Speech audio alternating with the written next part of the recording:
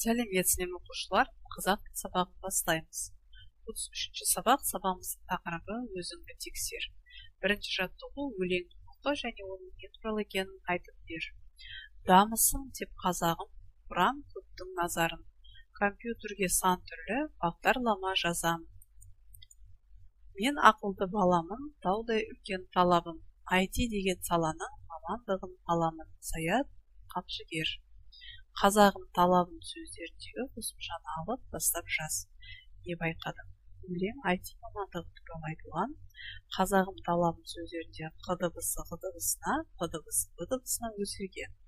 Қазағым түбірі қазақ, талабым сөзінің түбірі талап.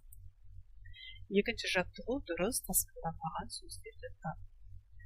Қоңырау дұрыс тасмалданбаған, қайың сөзі дұрыс тасмалданбаған, берім сөзі дұрыс тасмалданбай жазылған. Төртінші жаттығу диалогтерді алғы сөздермен толықтырып жаз. Ата, мына орынға отырыңыз. Рахмет, қарағым. Әже, сөмкеңізді беріңіз, мен көтерейін. Көп жаса айналайын. Бесінші жаттығу берілген тірек сөздерді пайдаланып, алғыс тақырыбына әңгіме құрастырамыз. Тірек сөздері балалар, мектеп, әже, ауыр сөмке, көмектесу, риза болу, алғыс айту. Балалар мектеп жанында ойнап жүрді.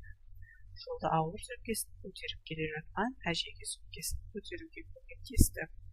Әжесі балаларға риза болып, алғысын айтты.